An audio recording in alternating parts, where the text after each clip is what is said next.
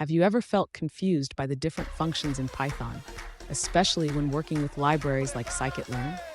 If so, you're not alone. Today, we're diving into the differences between fit, transform, and fit transform in Python Scikit-Learn. I totally get it.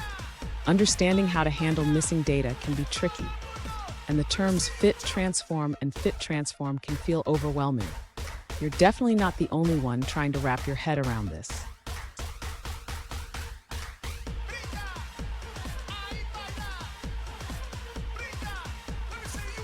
Let's take a closer look at the specific question at hand. One user asked, "Can you help me know what the code does with the imputer?"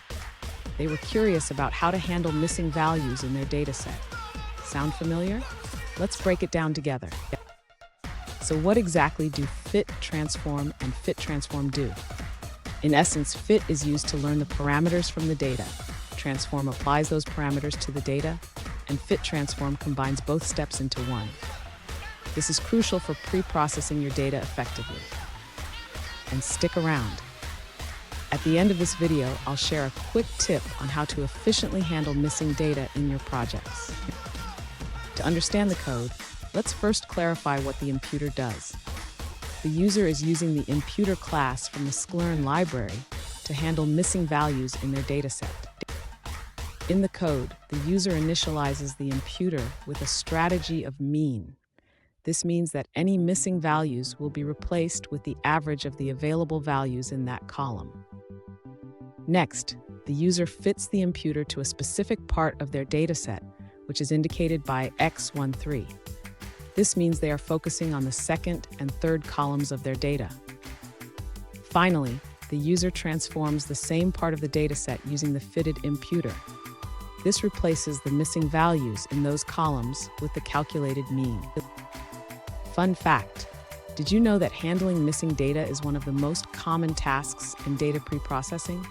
It's like finding the missing puzzle pieces to complete your picture. Now let's look at the answers provided by other users. This user explains that the imputer is used to handle missing values in a dataset. The fit method calculates the necessary parameters, while the transform method replaces the NN values with the mean of the column. They also mention that fit transform combines both steps into one. That's it for that response. Let's explore another one. This user explains that to replace NaN values using the imputer, you first need to fit the imputer to your data. After fitting, you can then transform the data to replace NaN values with the specified method, like the mean or median. Let's take a look at another answer from another user. This user explains the code by first importing the imputer class from Scikit-Learn. They create an imputer object that handles missing values by replacing them with the mean of the column. Then, they fit the imputer to a specific part of the data matrix, which prepares it for transformation. Finally, they use the transform method to apply the imputation to the data, effectively replacing the missing values. Here's that quick tip I promised. Always visualize your data before and after imputation. This helps you understand how the imputation affects your dataset and ensures you're making informed decisions. And there you have it. You now understand the differences between fit, transform, and fit transform in Scikit-Learn. Remember, mastering these concepts will greatly enhance your data pre-processing skills. If you found this video helpful, don't forget to subscribe for more insights.